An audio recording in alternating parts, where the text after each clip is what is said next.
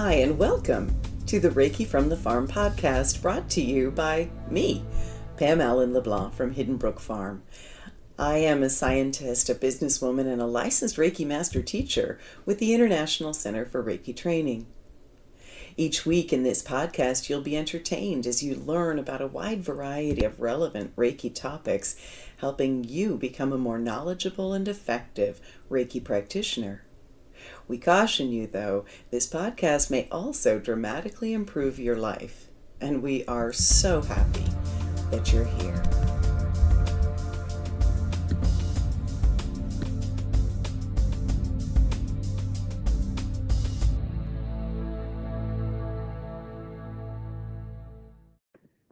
On this week's podcast, I am talking with my friend and fellow licensed Reiki master teacher, Karen Caig, about Yule and just how we can honor the divine feminine through some of the traditional Celtic ceremonies and Yule traditions. Welcome, Karen.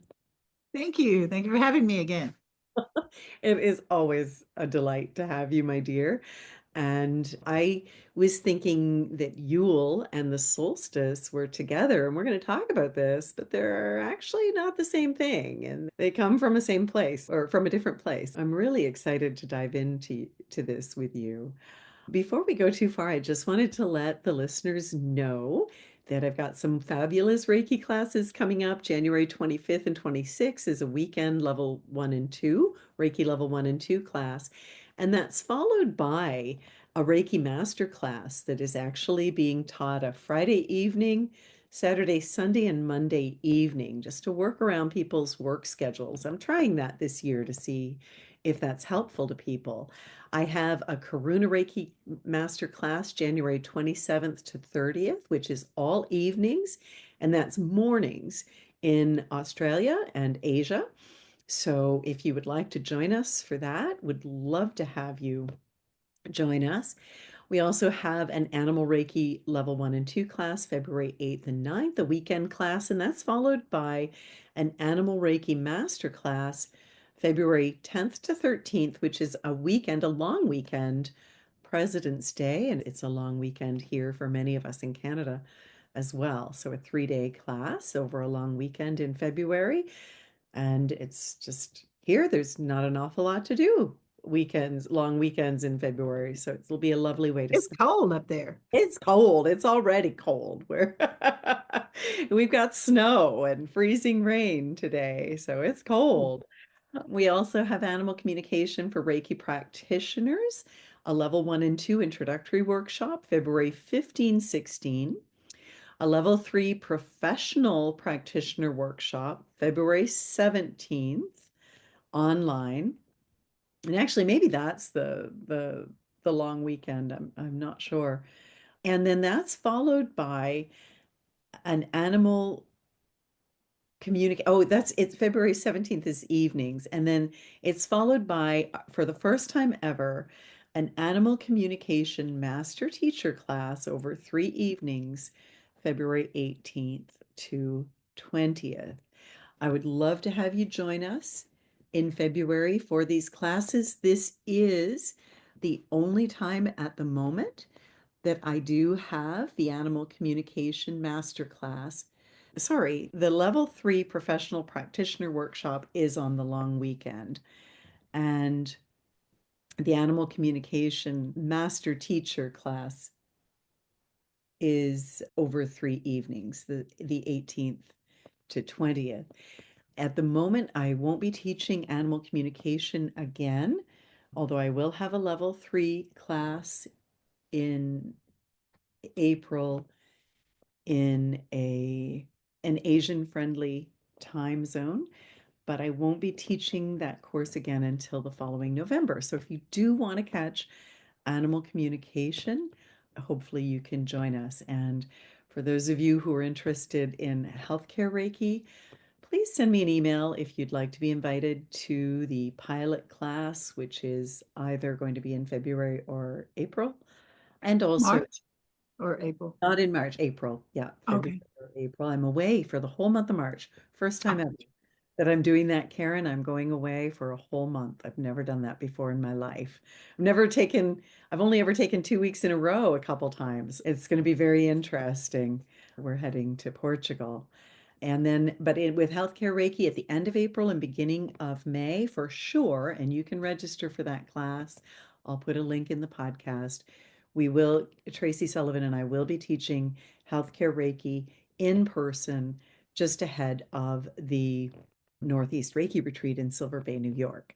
And it may be the only time we can get together and teach it in person. I'm not sure, but would love to have you join us for that. And the Northeast Reiki retreat is definitely worthwhile. So a lot of stuff there. Sorry for taking all that time.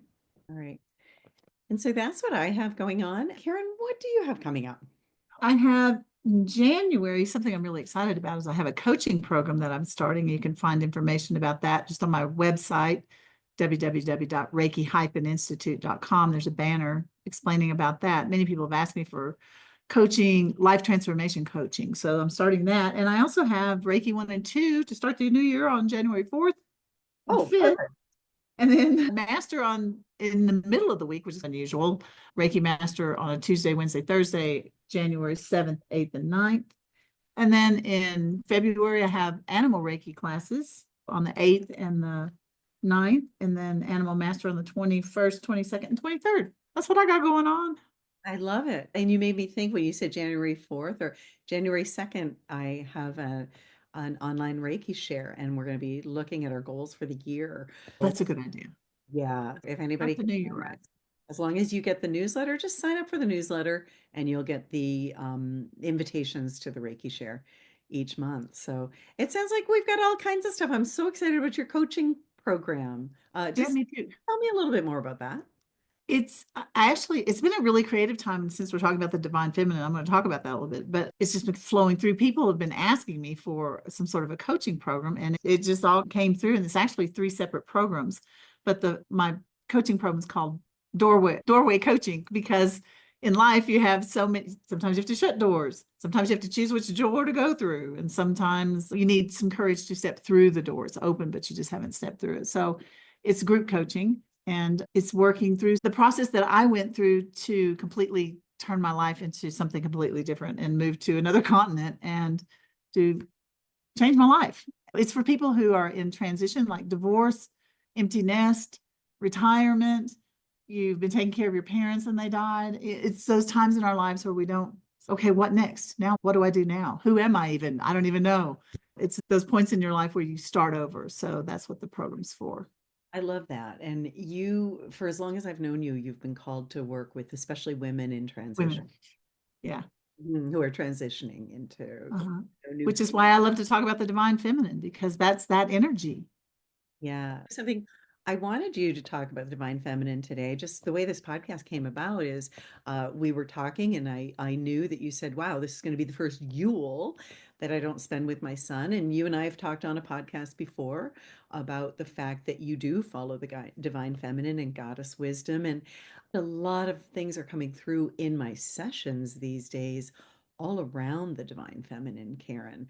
And then you also said something else that really stuck with me, and that was that I'm here in a new place. I have to create new ceremonies to connect with the place. And I thought, this is just it just all gelled together for me.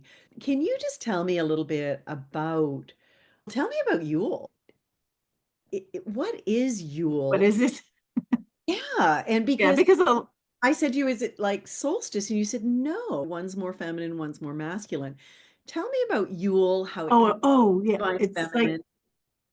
so I follow a wheel of the year, which, and the more I get to know about different indigenous cultures, it seems like worldwide we've always been connected to the earth and to the sun. This is how we live. We are a part of the earth. That's animal Reiki, right? And it's just following the cycles.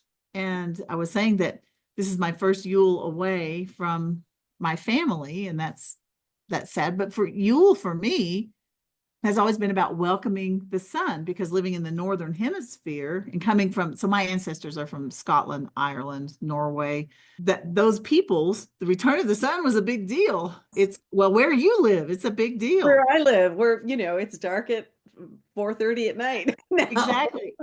What Yule is about, and it's connected to the divine feminine in that it's that winter time, and the divine feminine is about the contraction, and then the divine masculine is about expansion. So time passing, it's breathing. It's like we're in and we're out. And so it's a connection to that. But Yule, what we would do for Yule is we get up and we would go to, okay, we lived in Arkansas, find a mountain, the closest mountain, which we don't have, like I live in the Andes now, so I'm not talking about 9,000 feet, but little mountains in Arkansas, go to a high point and wait for the sun. So you're standing there, we would take our, like a little offering in a sense.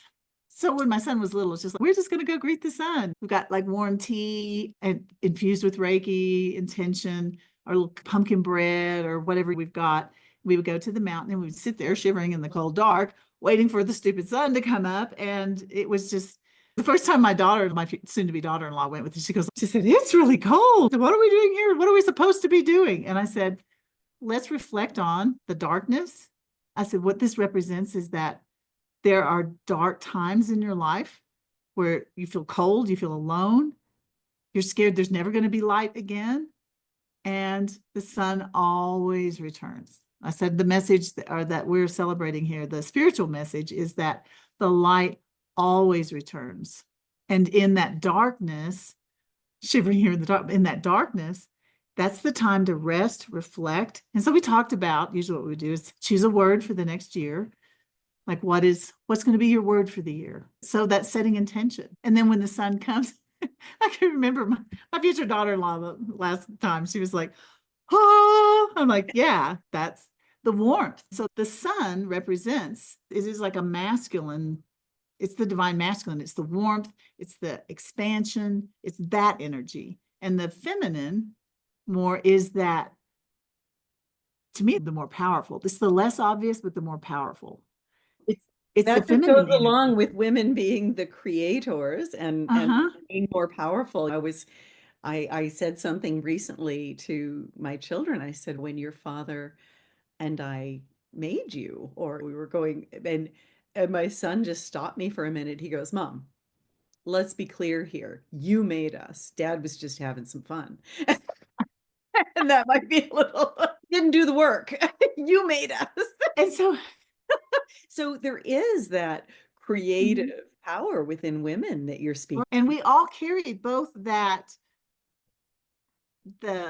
that external. There are times in our lives where we have to be, I don't know, I keep doing this phallic thing. We have to be the man. And then, but exactly. But there are, the real work is that spiraling, creative, mysterious. That's why, to me, the the God doesn't really have gender for me. Oh, But when maybe. I think of the divine, I think of it as feminine more. I think get stuff done. But like the winter time, we think it's cold and there are no leaves on the trees and everything's dead and all that.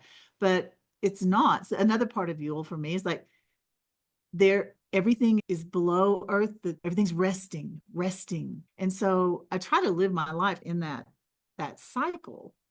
The equinoxes are a time of balance between the dark and the light. They And are. so, yeah. And so tell us the difference, though, between Yule, what you celebrate, because a lot of people listening probably celebrate Christmas or something Mhm. else. What's the difference between Yule and the equinox? So Yule, it depends on where you are in the world. Mm, But the solstices, you have, yeah. they're where you swing way out. You've got the winter solstice, you have long night, short day. Hmm. And then the summer solstice, you have long days, short nights. Hmm. And then we have the balance in between. The equinox. And Yeah, then the equinoxes are equal. okay, and what's the difference between the winter solstice and Yule? It's pretty much the same thing. Pretty Okay. much the same thing. But Yule has become, that's how the church brought the pagans in that area of the world, the Celtic regions.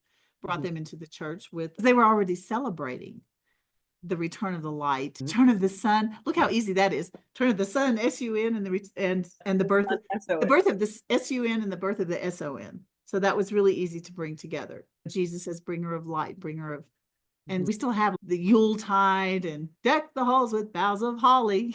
I can be like, why? Yeah, why? Because that is a Celtic tradition, right?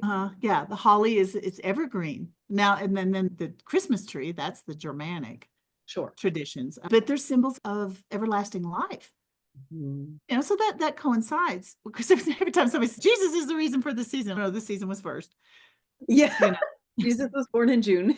It's Yeah, but and it doesn't matter. I think it's just doesn't it's matter. what's in your heart and what it means. I think as long as it has some meaning, not just, oh my gosh, we got to buy some presents and wrap them up. And I think that's what's lost in so many families is that is it's some kind of a tradition. Or my daughter-in-law saying, what are we doing here? What does this mean? Yeah. Why are we standing on this mountain in the dark with hot cocoa? Do I really want to be with this boy? No, but that's what you need to ask. Why am I doing this? Why am I putting up a Christmas tree? Yeah. And I think it's fine if you're putting it up for Christmas. You're like, okay, because this evergreen tree represents everlasting life, and so does Jesus. But it Oh, needs to be with some sort of meaning. and Uh, so that just leads us to something else that you said, which was, I'm in a new place now. I need to I need new. new rituals, new ceremonies. Tell me about the ceremonies of the divine feminine, because divine feminine energy, we were just talking before the podcast, divine feminine energy is coming in for so many Reiki practitioners right now. Tell me about some of the ceremonies you did follow and just why ceremony is important. Ceremony is important because it it makes you stop and connect with something bigger than yourself. Hmm. That and simply, and to tune into those parts of yourself that you need to sustain you, to sustain your life, to sustain your sanity through life. And I have always struggled with balance between masculine and feminine, and I think a lot of us do. And then now, not to be controversial, because I'm not trying to be controversial, but the more that we're starting to look at gender, what's male, what's female, what's this, there's so many the LGBTQ communities. And I think everybody's starting to question, what does it mean? Masculine, feminine? Does it matter what body parts? Is that what makes me a woman? Hmm. Feel like a woman. What is it makes, what is feminine? What is masculine? And because we contain both of these. We do. And yeah. And I think about it with Reiki. I think one of the questions you asked me before, what kind of rituals can we do or what can we do to bring balance between the divine masculine and divine feminine? And I thought it's in the gasho, Bringing two hands bringing together. two hands together. Because I tell my students when I first learned, so, okay, this is a Japanese Reiki technique, gasho. And I thought, oh, this is what I do. It's like praying to get ready to do my session. But it's more, it's so much more than that. That's why I said, think about what does it mean to bring two hands together? You're bringing your left hand, left usually associated with the feminine, right with the masculine, and you're bringing those to the center. So, That's yeah, important for for me, grounding. the energy that I've always spoken with, that I call God, and I call the energy God now that I've healed religious trauma. I did call it goddess for quite a while and could only connect with the feminine aspect Energy. because I did have some religious trauma to heal. But the energy that I call God is so interesting because it's neither masculine or feminine, but it also is both masculine and feminine, if that makes any sense. It contains both, but it's like it's beyond gender. And I know that even here in my province, recently there were people that were getting all twisted up about transgender and gender fluidity. And I don't know, I just feel like maybe folks are just more evolved. And because we know that the brothers and sisters of the light, William talks about the brothers and sisters of the light, how they exist beyond gender. And they took genders to come into form in order to work with us, but their normal existence in the higher levels of existence, and some part of their consciousness is still there, um, is beyond gender. So I Yeah. One of the things I've noticed is that the guide that I work with a lot of the time is Jesus, and he is perfectly balanced in his masculine and feminine. And one of my horses, Big Buddy, is perfectly balanced in his masculine and feminine. And it occurs to me that I believe enlightenment has something to do with achieving that beautiful balance Yeah. within. Yeah. And I think that's what, at least with the way I have been practicing and with Reiki, that has really helped heal a lot of religious trauma, a lot of trauma as childhood trauma, like trying to be my dad's best boy, or, that I think that Reiki helps take that cultural pressure. And it might even be like it doesn't matter like what gender you think you are, what you were born as, all of those. Reiki helps strip that down. It has to do with being your authentic self. And then you can seek that balance between masculine and feminine. And then practicing these solar holidays helps me realize that both are important.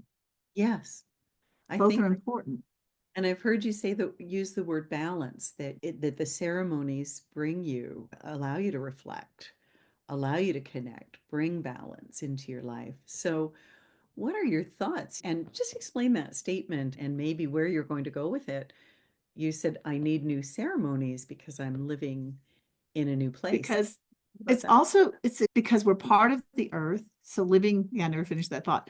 Living in a particular area where you to physically survive, you have to get in the rhythm of, okay, it's important that we know when is the sun coming back? When do we, and then a lot of the pagan holidays are burning fires, like the Yule log is important. That's my son has my Yule log. But we don't burn the log. Traditionally, what you would do is you would burn the log and then save part of the ember, part of the charcoal, if you will, Mhm. to start the next year's fire. So it's like a continuation. It's almost like an act of hope. I know there's going to be a next year. Yeah. We just put candles on our Yule log and decorate it. We did And too, candles. yeah, yeah, rather, yeah. Oh my gosh, how old is he? 26. So he's had the same oak log for 26 years.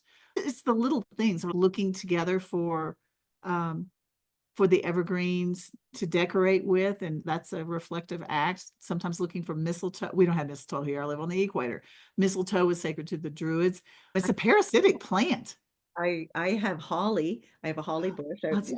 I don't yes, have yeah. mistletoe, but I have And holly. with the holly berries and all that. And so as you're gathering these things, usually when you're gathering them, that's the only thing that's alive. You're looking That's around and right. you're like, yeah, everything else is, nope, we're shutting down. This is too cold. All the trees are like, have done this. But you've got those holly things out there They're and on looking the at big the other oak. plant saying, you wuss. Exactly. But that's what seems so magical, I'm sure, about the mistletoe, because it's a parasitic plant and it only grows on oak trees. And the oak was sacred, it's so strong and everything. And like, even when the oak dies, then here's that little green thing. Wow, that's pretty powerful.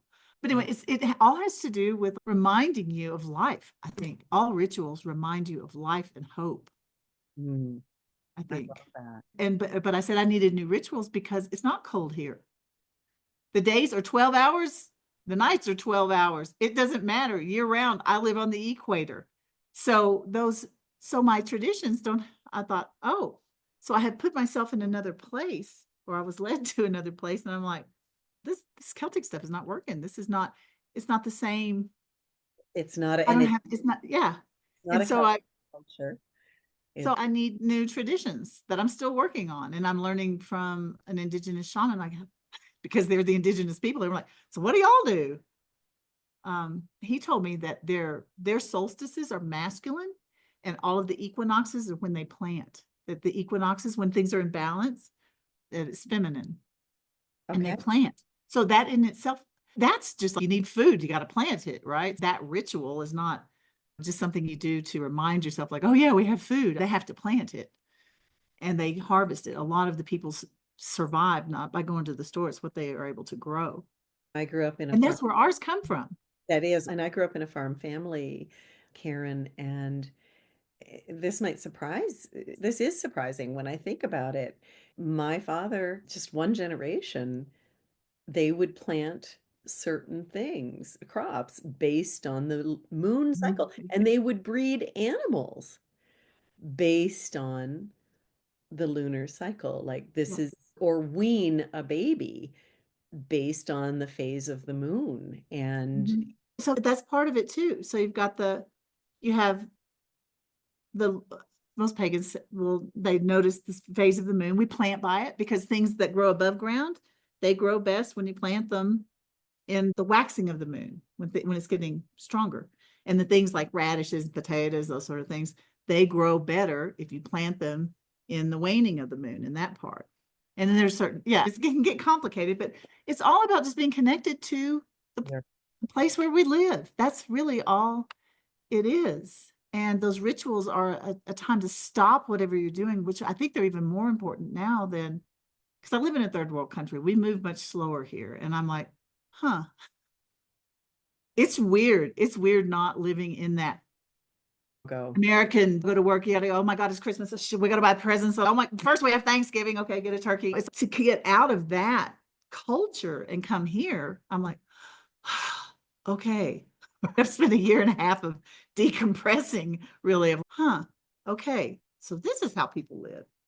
Wow. All right.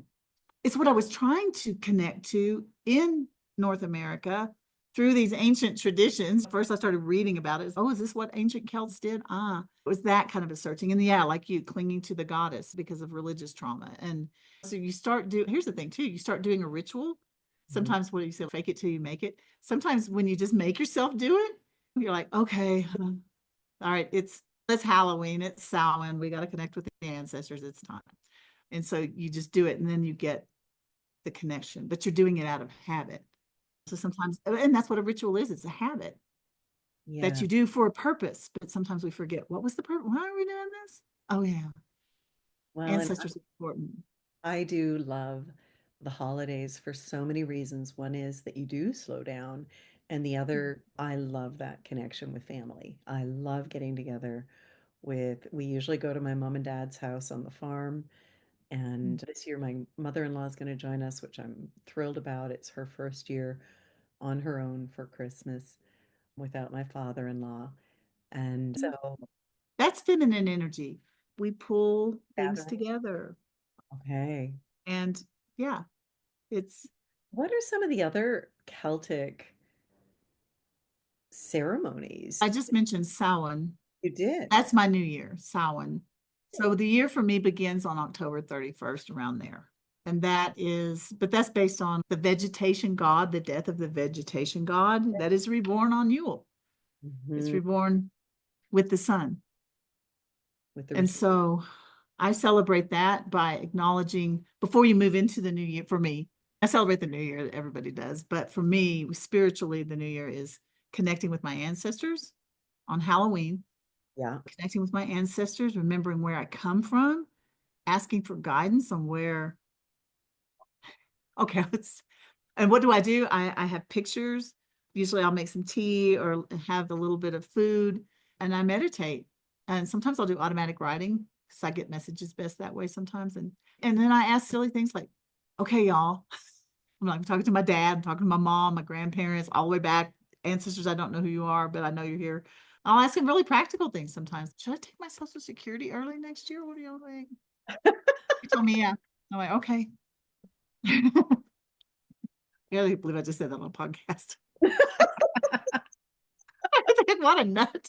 But those are the things I want to know. Okay, y'all are hanging up here in the second heaven. I know. What can y'all see that I can't see? You got any advice? And I know that they're ego based still. So I take everything with a little bit of a grain of salt. But okay, living in a foreign country by myself, it's even more important to connect with my ancestors because I know that like they're here. Yeah, sure. They Um, can go with you and wherever. so that's a Celtic holiday. Samhain is how it's pronounced usually. And it looks like Sam Hain, but it's Samhain. And then Yule is the next big one. So there are 8 of them. There are 4, like there are 2 solstices, 2 equinoxes, and then midway between each one, there's a major holiday. And Halloween's one. And then the next one is Yule. And then the next one I'll celebrate around February 1st, 2nd in bulk. Mhm. So I've celebrated, okay, everything I died.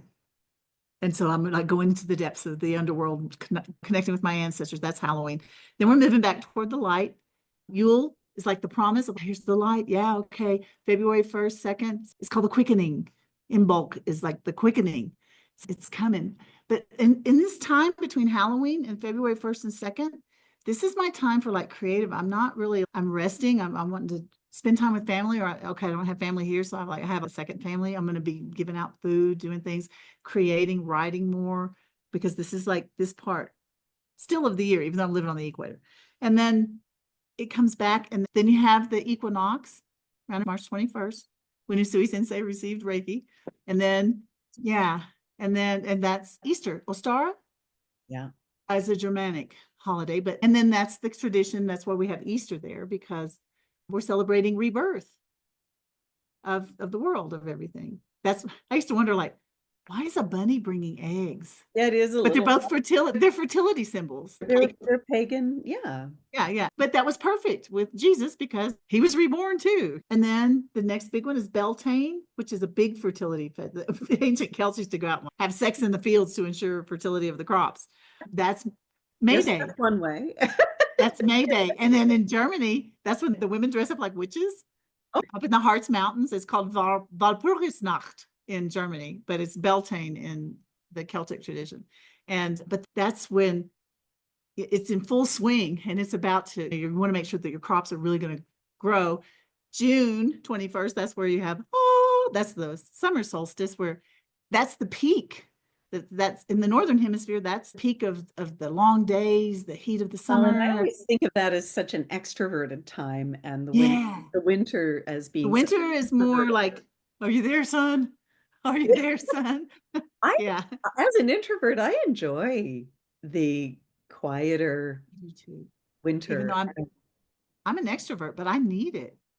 Yeah, I I need think we all do. We all need that time to rejuvenate. And for me, it's the winter and the quieter times are very creative, and I love being creative. And the that's the summer divine is more feminine. extroverted, and when it is time to be extroverted, I enjoy that too. Yeah. Yeah. So it's just about living in rhythm with nature, with each other, with and yeah, that's the balance between the divine feminine and the sun is usually masculine god, and then the earth is the feminine receptive goddess. Yeah. And then we've got the after the summer solstice. Well, so Oh, and then and then you have Litha, which or is a August 1st, 2nd. It's a kind of like the first harvest. And then you have the second equinox, Mabon, September 21st is like the big harvest, which coincides with the harvest moon and all that. And it's getting ready to die down. So that death, that's what Halloween's all about. there's The Sam. death of everything. And then wait, here it comes again. Yeah. And I love that there's like kind of 8 cycles and that they're really equidistant. And And then in between, then you've got the cycles of the moon. So yes, I'm always aware also of when the moon's full, when it's a new moon, so it's maybe it's just finding your place in the world and connecting to it. But you have to be aware of what's going on outside of all of your drama. Huh. The sun's still going. The moon's still here. Yeah, I guess we're all right. it's Keep interesting rocking. though that, and it's something I never thought of with you being at the equinox. I never thought of the fact that there aren't the seasons as much. There aren't the No, no. We as have you a know. rainy season and a dry season. Yeah. And I grew up so much in Canada with the cycles. They're very prominent here more than But that's why you have different mythology. And that's what I meant. And when I say mythology, I don't mean stuff that's not true. The stories that sustain us, they are true. They're the stories that help us understand how to live in the world where we are. And so people who live in tropical climates have they have different rhythms, different and they stories. have different mythology and different rituals.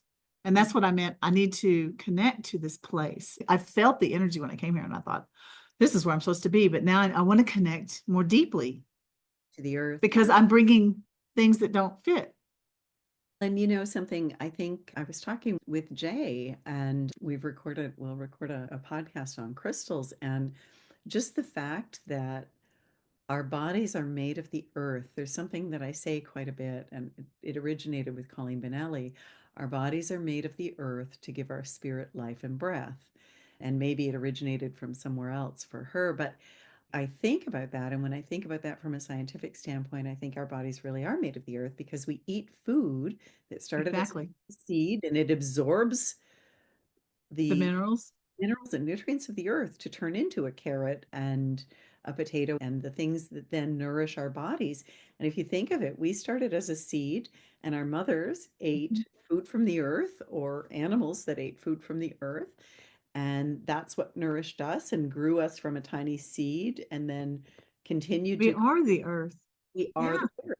And so you're actually now the earth that grows your food, your sustenance is just in a different place. And there's something that Colleen and I have discussed, and that whenever I go to a new place that I do, and that is connecting with the groundwater wherever Mm. you are. So even when I travel, in order to really orient myself to a time zone, to a land, I'll just imagine roots growing out from the bottoms of my feet and going all the way through the topsoil and the subsoil into the groundwater and all the way to the bedrock. But if you think about it, we're almost all made primarily of water.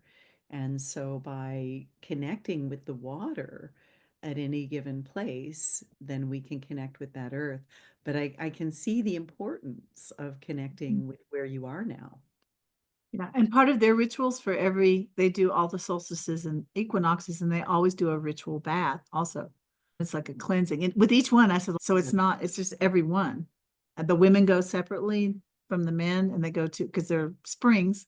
So it's So water coming up from the earth. earth, and that is the groundwater. Yeah, This, it's the groundwater, and they literally bathe in it.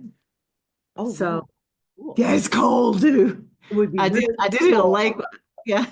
You're doing the I was Wim Hof gonna just method. I didn't strip off in front of my driver, but then he was like taking and it was like putting it on my. I was like, it was, but it's so it connects you. I also think about the water I'm drinking, like when I because I buy bottled water here, but I buy Ecuadorian, and I'm like, where does this come from? It comes from near the volcano Cotopaxi. I don't know if you've heard of it, but it's because I know my body. This body that I'm talking from at this moment is not the body I came here with a year and a half ago. I eat the same. I eat a carrot from the United States. It's not the same as a carrot from here because I've gotten the food here still has nutrients in it when we've destroyed our soil up there. Yeah, So yeah. Anyway, it's just it's connecting with the water. And it is, it's just that acknowledgement that I am part of this. Maybe that's all it is. Maybe it's just this longing to be part of something. I love that, Karen. That's And really, remind you like, yeah, you're part of everything, girl. What are you talking about? You're alone here in Ecuador. You're part of all of this. and we can be separate, be somewhere else, and it doesn't change the fact that we are part of all of it, does it? Yeah. It just helps. Yeah. So ritual is probably to remind you of the larger perspective because it's so easy to be caught up in all the drama. I know you were going to say something about the divine feminine in 2025. Yeah, I notice in my sessions, and a lot of people have noticed that there's that the divine feminine is coming in. It's coming in with meditations and experiences I've never seen before that are really profound, that are healing the ancestral lineage, that are connecting us more deeply and firmly with the divine feminine. In fact, you and I are talking about potentially creating some sort of a Some workshops. Or, workshop around that or a course. And what are you noticing? I was thinking, yeah, okay, we talked about it in the Reiki Business Summit about how it really is time for collaboration, cooperation. You get farther with that than you do with competition. And that's the divine feminine energy. But one thing I've been noticing also, and I thought, oh, yeah, that's divine feminine energy too, is so I'm living here in South America and we've had terrible, horrible drought. There's Yes. been flooding all over I'm looking at and I'm thinking, this is also, there's a destructive divine feminine. I'm thinking of like Kali Ma or that that mother energy, like when that comes home and the house is totally destroyed because the kids are running amok and just being, there's that mama who comes in, oh no, she's coming in with a switch. Get over here and stop that and hug your brother. But Yeah. the wars that are going on, what I'm feeling is a little bit of this kind of a divine mother energy also, like, now this is enough. That look that all mothers have, that, The I mean, eyes, it's just the eyes. when I teach Gyoshi Ho, I'm like, sending Reiki with your eyes, because I usually have women in my classes. It's like that look you give your kids. You're just sending the energy with your eyes, like, My sister's a school teacher, and my husband says he's scared of her. that's also part of the divine feminine energy.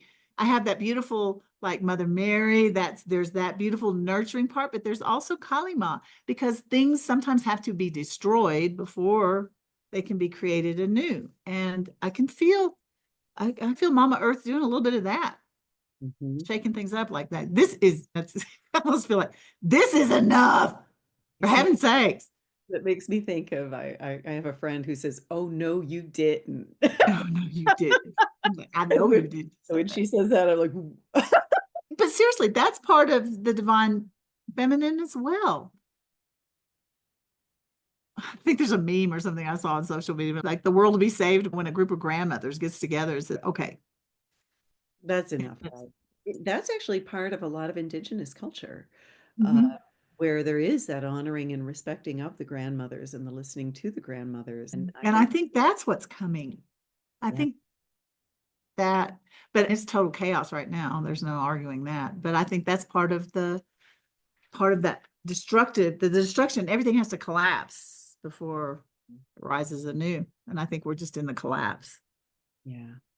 I think you in some, yeah, of some aspects for sure. And I think even from an astrological standpoint, they talk about the fact that the patriarchal society, like it isn't working for Nope. people. This is And the collapse. This is what it looks like. yeah, yeah. And so there are aspects of it that just have to go. And yeah, I And it's think okay. I have hope. I don't feel like I'm being doomsday at all. It's just it's a necessary death so that we can move forward. I love that, It's not Karen. going to be pretty though, but that's all right. But because we have Reiki to, to sustain us. Yeah. Well, and it might feel messy, but like you said, to get to something else, sometimes it's a little messy on the Yeah, way. it's always messy. Good for Birth is a messy process. yeah, It's it is. painful, it's nasty, Yeah. you Even when know. you think of birthing that book, it was painful and Every birth is, but that's what I'm saying, is that it's part of the process, and that's part of the feminine energy. But you know what? We always come through. It always thing gets birthed. I love that. So thank You're you for having me, Pam. I'm excited about this meditation. I think it will be a good note to end on, to bring people into the divine feminine, and a good thing to do at the end of the year. To celebrate Yule, I would like to lead all of you through a beautiful guided meditation that Pam and I have prepared for you. So I'd like for you, first of all, just to take some deep breaths in through your nose, out through your mouth. Feel your body beginning to relax. Feel the cool air as it enters, and feel the warmth as it leaves your body. And just imagine roots extending from your spine or your feet, extending deep, deep down into the earth.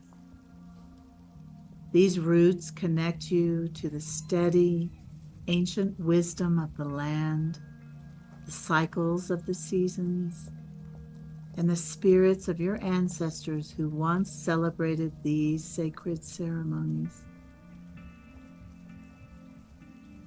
As your roots anchor you, feel the earth's rhythm beneath you, a pulse that matches your own heartbeat. Now bring your awareness to the crown of your head. See a soft golden light descending, flowing through your body and filling you with warmth and peace, preparing you for this sacred Yule journey.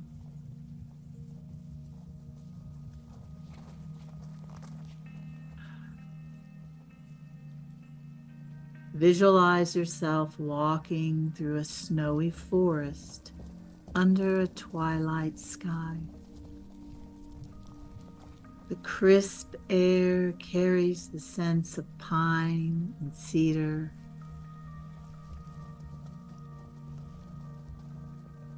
Up ahead, you see a glowing circle of light surrounded by evergreen boughs, holly, and mistletoe. This is a Yule fire, burning brightly in celebration of the returning light.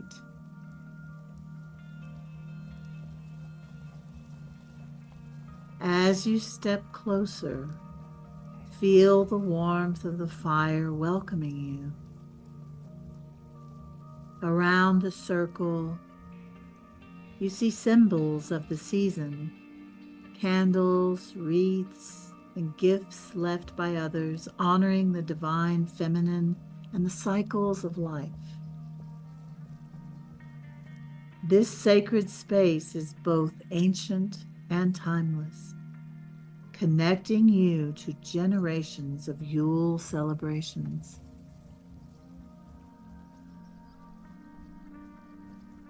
Place your hands over your heart, inviting Reiki energy to flow into your body. As the Reiki energy moves through you, feel the presence of the divine feminine, she who nurtures, creates, and transforms. She is present in the glow of the Yule fire, in the evergreen that symbolizes eternal life, and in the darkness that nurtures the seeds of the new.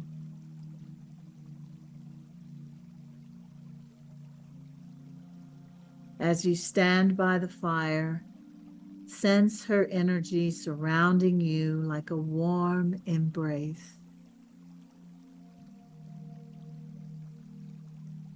What does she whisper to you?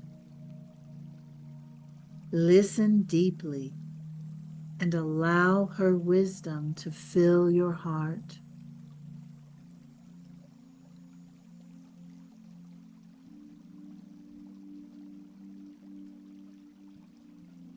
Repeat to yourself silently, I honor the divine feminine within me, the cycles of nature, and the wisdom of my ancestors. I carry their light forward into the world.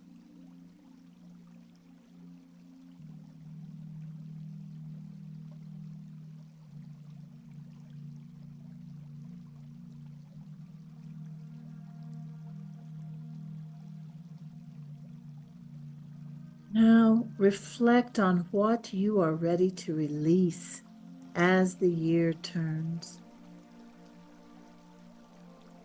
What old habits, fears, or patterns no longer serve you?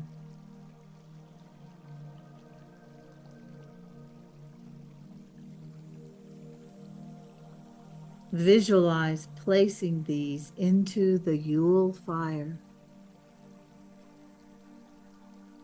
See the flames transforming them into sparks of light, freeing you and returning their energy to the universe as pure potential.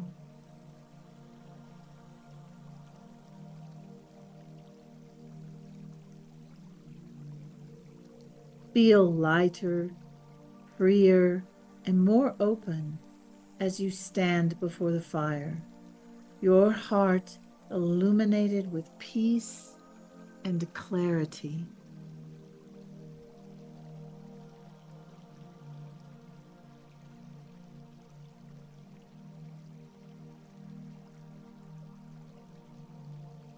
Near the fire, you see a small patch of soil, soft and ready for planting. Imagine holding a seed in your hands. This seed represents your intentions for the new year, a hope, a dream, or a quality you wish to nurture.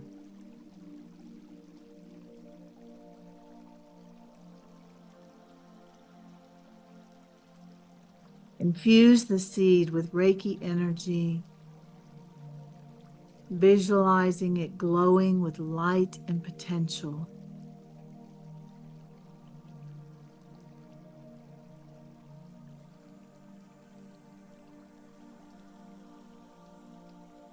Plant the seed in the earth,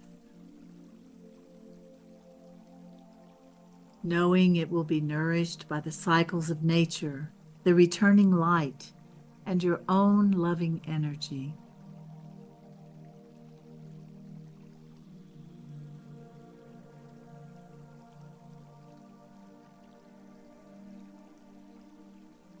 Take a moment now to reflect on the symbols of Yule that surround you. The evergreen boughs representing resilience and eternal life.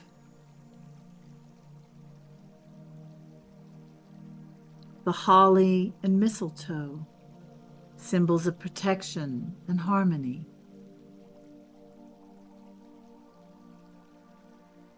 The candles and fire, celebrating the light's return and the illumination within.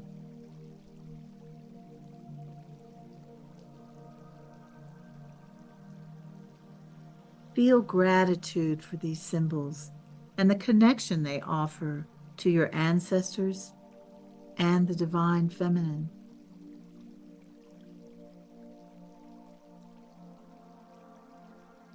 Begin to bring your awareness back to the present moment. Feel the warmth of the Yule fire still glowing within you, a light you carry into the days ahead.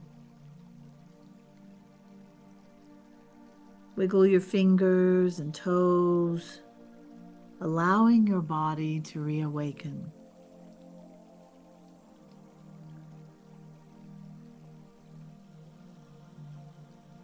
When you're ready, open your eyes. Take a moment to thank yourself for this time of reflection and connection. Know that the energy of Yule, the divine feminine, and your ancestors walk with you into the light of the new year.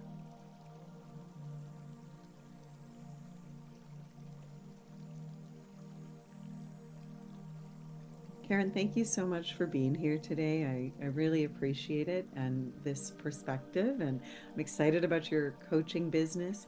And I just want to say a profound thank you to all the listeners. I hope you have a beautiful Yule, a wonderful holiday season, and I look forward to reconnecting with you at the Reiki Share on January 2nd or the podcast. It'll be going out as the podcast on January 4th. Thank you for being the beautiful light you are in the world. Thank you. Namaste.